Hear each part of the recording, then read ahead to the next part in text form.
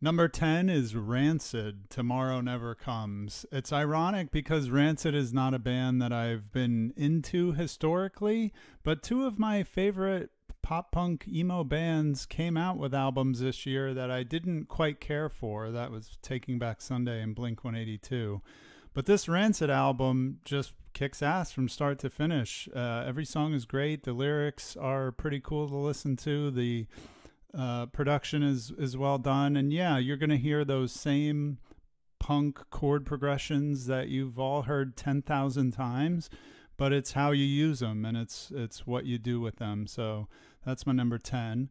Number 9 is Juna Femina Furens, and this is a heavy rock duo who create more sound with two people than I've heard in a lot of duos, a lot of bands with just two people. The lead singer, who also plays guitar, also plays a synth bass with her foot. So you do get the full sound with a low end. And the way she sings, if you could put it that way, is this howling, guttural, screaming. It's great if you like slow, heavy rock. And they also have an album before this, which is excellent as well. Number 8 is Multitudes by Feist. Feist is an artist who my wife and I love. The Reminder is one of my favorite albums of all time, and it really reminds me of around the time when my wife and I met and started being together. We discovered that album together, and it's one of my all-time favorites. Feist as an artist never disappoints, and this album is quite good. It's not as strong as some of her strongest albums, but there are some really great tracks on this thing. Hiding Out in the Open, I think, is my favorite. And also, I'm a little bit biased because my wife and I saw her live this year for the first time, and it was one of the best shows we've ever been to in our lives. The performance was breathtaking, astonishing. It was just an amazing show. So that's my number 8. Moving on to number 7, it's The Answer Is Always Yes by Alex Lahey. Alex Lahey is always writing these really catchy pop rock tracks, and I think this is her best work so far. There's no skips on this album. Everything just has a cool, mellow groove. And when I say mellow, I don't mean like just mellow out and relax. It's like nod your head. You're not going to bang your head, but you will be nodding your head along to these catchy melodies, and it's definitely an album worth checking out. At number 6, I have After Angel by Death's Dynamic Shroud, one of the hardest working groups in music. They are extremely prolific. In fact, they put out, I don't know how much they put out because I'm not part of their paid club that they do. Sometimes I think about it, but I got enough music to listen to. But there are 4 albums publicly available from Death's Dynamic Shrouded this year that are on Spotify.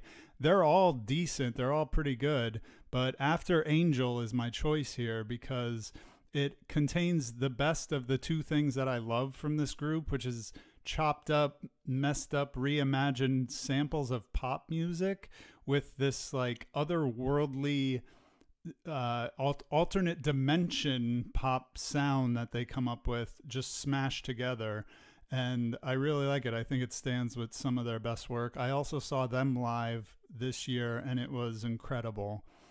Next, Killer Mike's Michael, an album which is really tough to listen to in the best way because it has some of the heaviest lyrics you'll ever hear. It's just an ultra serious, like soul searching political thing from start to finish. It has some of the awesomest features of the year, including Andre 3000 famously, quote unquote, coming out of retirement to rap on it. And it's a great album. I was listening to it again yesterday for the first time in a while, and it hit me just as hard as when it first came out. My next number 4 is For That Beautiful Feeling by the Chemical Brothers. Chemical Brothers, again, this is kind of a nostalgic pick, but it's an excellent album. Chemical Brothers got me into electronic music with their album Dig Your Own Hole in 1997. That album changed my life. For a lot of people my age, it's Daft Punk or something else. But for me, it was that, or the Prodigy for a lot of people. For me, it was that Chemical Brothers album. And the first time I heard Block Rock and Beats, I thought it was one of the best songs I've ever heard.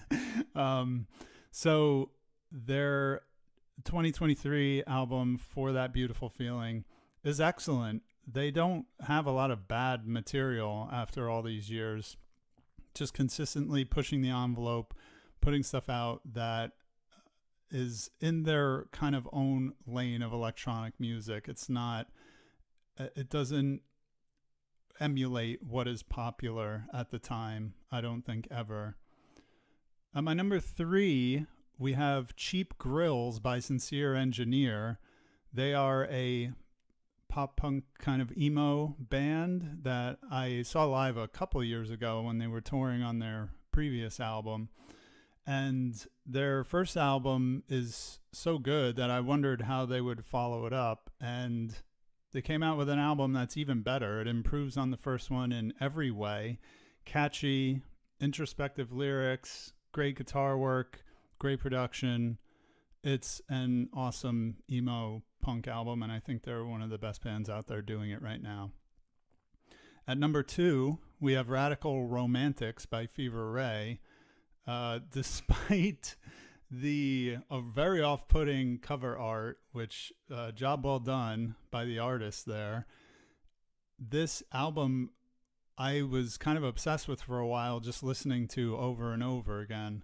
My favorite track on here is Even It Out, but it changes with every listen. It's one of those albums where all the tracks are so good that you'll have kind of a favorite that's different every time you go and listen to it. It's atmospheric like nothing else on this list and nothing else that I heard this year. It's mostly synth bass with Fever Ray's typical like pitch down or up vocal performance, but it will get under your skin in the best way, and I highly recommend just picking it up and listening to the whole thing front to back.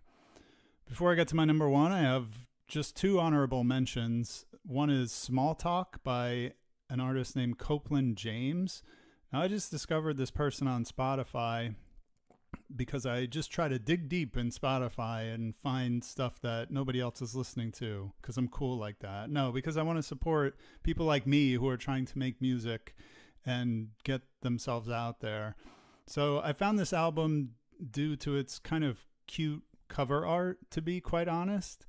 And I was pleasantly surprised how good it was. It's a Baroque pop kind of album with very nice lyricism, good instrumentalism. I really like it, and I am excited to see how this artist continues their career. So go support them. And another honorable mention I have is Good Luck by Debbie Friday. I'll be honest, I haven't listened to this one in a while, but when it first dropped, I was spinning it a lot.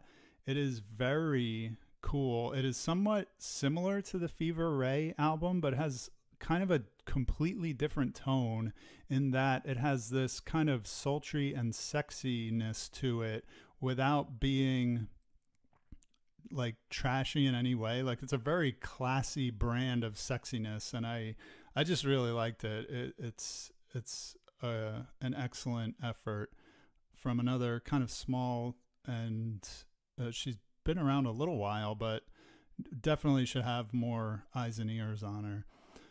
Without further ado, my number 1 album by far, and this was a very easy choice, was Scaring the Hose by JPEG Mafia and Danny Brown.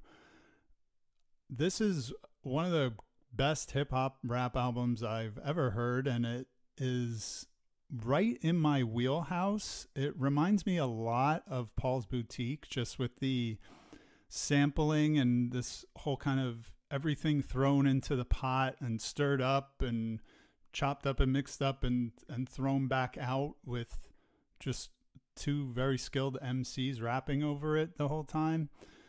I It's another one that every time you listen to it, you'll have a different favorite song. I mean, Kingdom Hearts Key is so good. God Loves You is so good, despite the absolutely trashy lyrics. But that's the whole point, obviously. They absolutely crushed it with this album. It was my album of the summer. I listened to it on repeat. I was obsessed with it. Even I can remember my wife and I took a vacation and I was listening to it like 4 or 5 times a day, even while I was on vacation. I just had my headphones in on the beach listening to Scaring the Hose, the whole album front to back on repeat. I think the EP that followed it up was pretty cool, though not as quality as the album, which makes sense. I'm guessing it was just songs that didn't make the cut. So I'm really looking forward to. I hope that these gentlemen work together again and they try to replicate what they did here. So that's my list, and I hope you enjoyed it. And I'll see you next time.